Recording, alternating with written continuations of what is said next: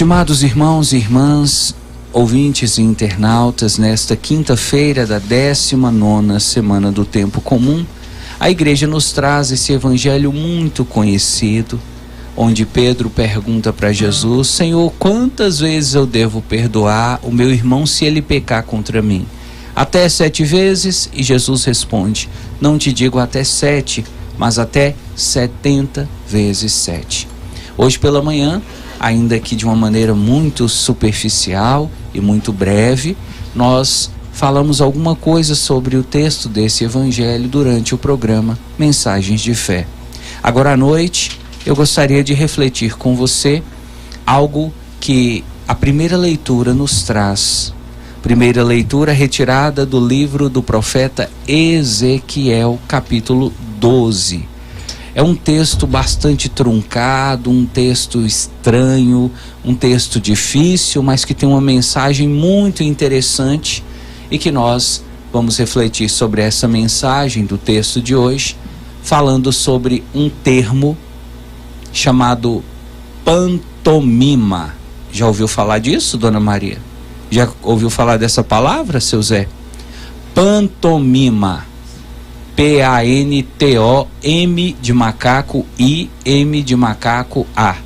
Pantomima. O que é pantomima? É uma palavra em latim, onde pan significa todos e mimos significa imitador. Então, pantomima é a arte de se comunicar através de gestos e comportamentos sem utilizar palavras ou sentimentos. As crianças, antigamente, né, Dona Maria, quando não tinha esse celular que toma tanta atenção, quando não tinha computador, quando não tinha videogame, as crianças brincavam de pantomima. Como as crianças brincavam? Estabeleciam algumas situações e as crianças tinham que explicar essa situação fazendo gestos. E aí os coleguinhas tinham que tentar adivinhar que gesto era aquele e o que aquilo significava. E quem acertasse ganhava os pontos e ganhava a brincadeira. E se eu disser para você que Deus se utilizou muito disso na Bíblia? Porque veja, o texto da Bíblia se refere a um tempo onde não havia impressora, onde não havia gráfica, onde grande parte das pessoas não sabia ler, não sabia escrever, e Deus queria comunicar a sua palavra ao seu povo. Como Deus fazia? Ele se utilizava dos profetas e pedia aos profetas que fizessem algumas coisas, para que o povo, quando olhasse para os profetas e visse os profetas praticando determinadas coisas, algumas até muito estranhas, o povo ficasse refletindo e pensasse: o que será que isso quer dizer? E assim o povo entendesse que aquela ação praticada pelo profeta era uma mensagem de Deus para o povo.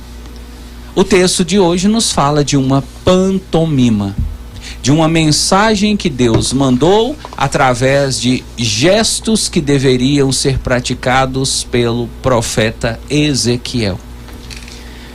Eu já tive a curiosidade de buscar no livro de Ezequiel. Olha que o livro de Ezequiel tem 48 capítulos, e Ezequiel foi o profeta que Deus mais utilizou como pantomima. Um dos profetas que Deus mais utilizou e mais pediu coisas para que servisse de exemplo para o povo. E aí, eu separei para você algumas pantomimas de Ezequiel. No livro de Ezequiel, 48 capítulos, existem 25 pantomimas. Pedidos que Deus fez para ele, de coisas que ele deveria fazer para servir de exemplo para o povo de Israel. Algumas delas, Dona Maria, seu Zé, são tão estranhas que quando o padre disser, você vai falar: não, padre, você está mentindo, você está inventando história na minha cabeça, padre. Não, não é, é o texto da Bíblia. Escuta as coisas que Deus pediu para Ezequiel.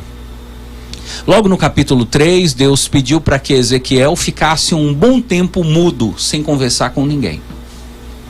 E as pessoas, quando olhassem para Ezequiel e perguntassem para ele por que ele não queria conversar, não tivessem resposta nenhuma. Era Deus utilizando de Ezequiel para mostrar assim, ó, diante do pecado de Israel, Deus está mudo, Deus não fala nada, Deus está apenas observando. Depois, no capítulo 4, olha isso que Deus pediu para Ezequiel. Você não vai acreditar. Pode falar? Então vai lá. No capítulo 4 de Ezequiel, se você quiser, pega sua Bíblia e confira. Ezequiel, capítulo 4, versículo 15. Deus pediu a Ezequiel para pegar um pão, fazer um pão,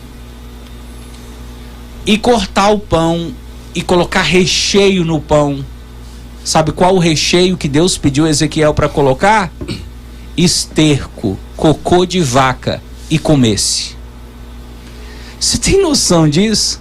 Deus pediu para um profeta pegar um pão e colocar cocô de vaca e comer na frente das pessoas? Ô padre, mas para que Deus pediu isso? Para mostrar para o povo que Israel passaria por um tempo de muita dificuldade, onde as pessoas iriam caçar cocô para comer, de tanta fome que sentiriam, e não iriam encontrar. Depois, no capítulo 5, Deus pediu para Ezequiel para rapar a cabeça, rapar a barba e andar de cabeça e barba rapada no meio do povo. E aí você começa a perceber como que Ezequiel era obediente a Deus e tudo o que Deus pedia, ele fazia. Olha só, no capítulo 12, outra coisa estranha Deus pediu para Ezequiel. Pediu para que Ezequiel abandonasse sua casa. Ele tinha a casinha dele. Deus falou: você vai abandonar essa casa, você não vai morar mais nessa casa, vai deixar essa casa de lado, vai pegar toda a sua mudança, suas coisas, seus objetos, suas mudas de roupa, vai fazer um saco e vai colocar nas costas e vai andar pela cidade inteira com esse saco nas costas, até todo mundo começar a perguntar por que Ezequiel está fazendo isso. Para que as pessoas entendam, vai chegar o dia que Israel vai ser expulso de sua terra e vai andar como peregrino pelas nações estrangeiras. Tem mais. Essa eu fiquei com dó de Ezequiel. Essa eu falei, nossa, mas para atender esse pedido de Deus, esse coitado deve ter sofrido demais. Olha o que Deus falou para Ezequiel, capítulo 24, versículo 17. Deus avisou para Ezequiel que a esposa dele ia morrer. Então Ezequiel era casado, tinha uma esposa, e Deus falou para ele: Ezequiel, eu permitirei que a sua esposa morra, mas eu quero te falar uma coisa. Quando a sua esposa morrer, você estará proibido de chorar e de se lamentar. E quem vier no velório não deve ver uma lágrima cair do seu rosto. Você deve pensar assim: nossa, padre, mas Deus foi cruel. Não é que Deus foi cruel, é que Deus estava utilizando de Ezequiel como uma pantomima para transmitir uma mensagem ao povo. Mas que mensagem é essa, padre? A mensagem de que chegaria o dia que Israel veria tantas pessoas mortas pelas ruas que nem lágrima para chorar o povo teria. Agora, Deus pediu outras coisas também para outras pessoas.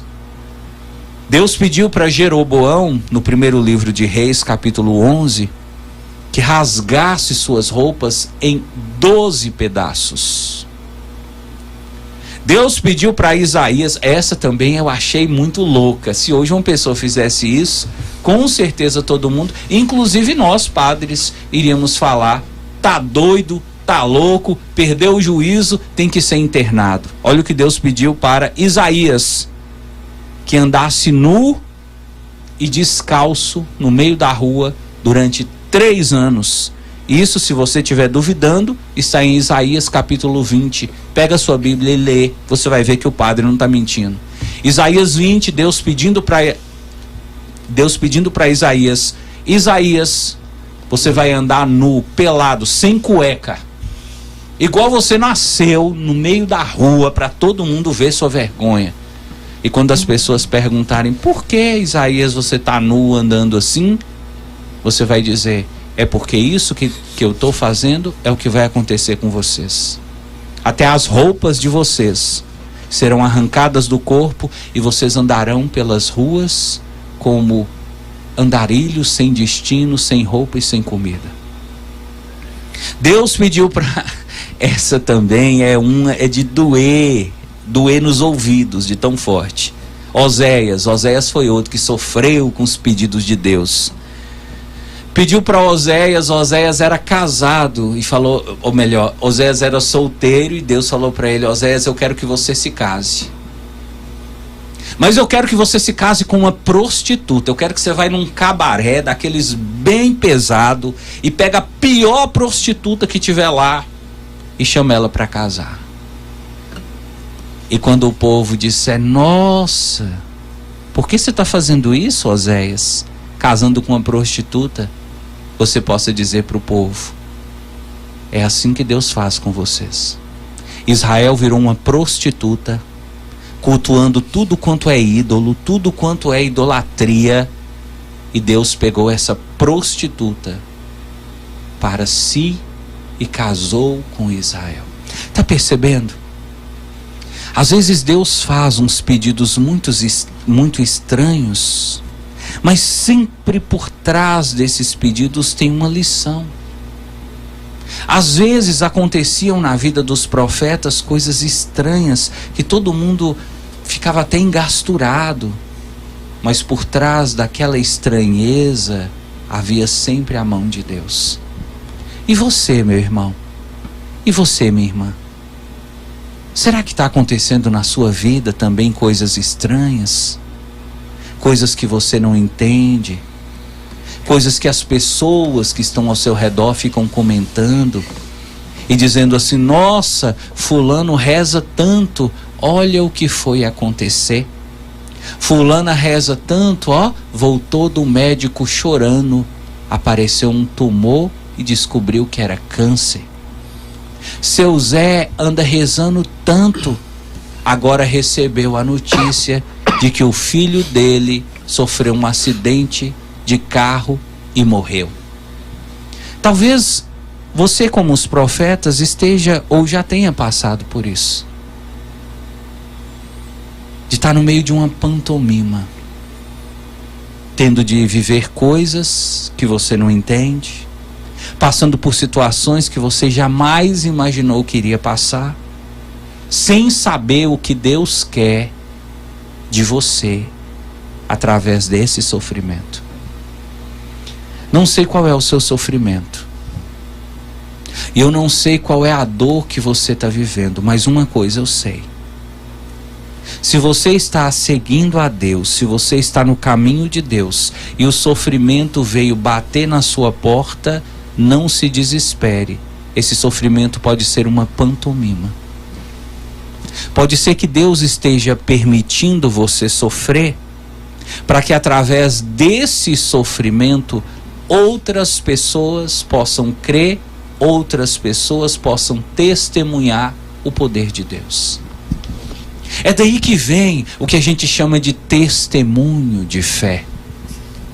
O testemunho de fé é quando você passa por uma grande dificuldade na vida, é quando você passa por uma situação muito delicada.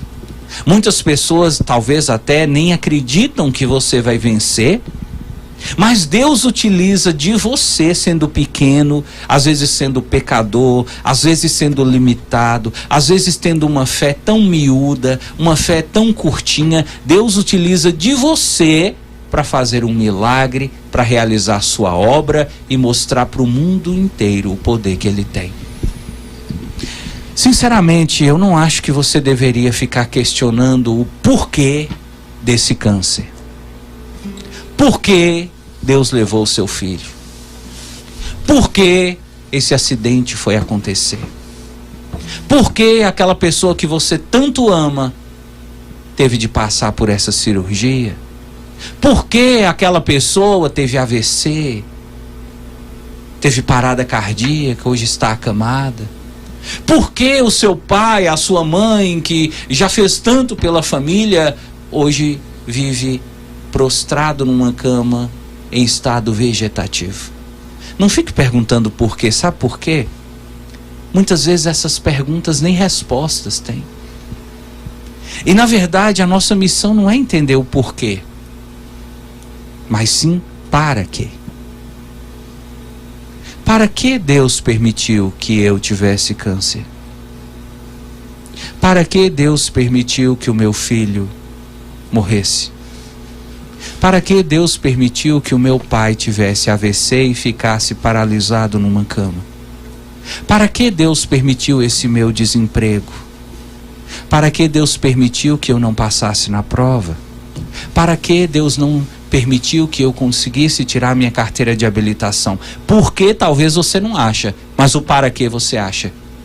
Todos os profetas encontraram um para quê quando eles descobriram que através do sofrimento deles, Deus estava mostrando ao mundo o seu poder e a sua glória. Eu queria muito, meu irmão, que você percebesse isso. Você é espelho, você é reflexo.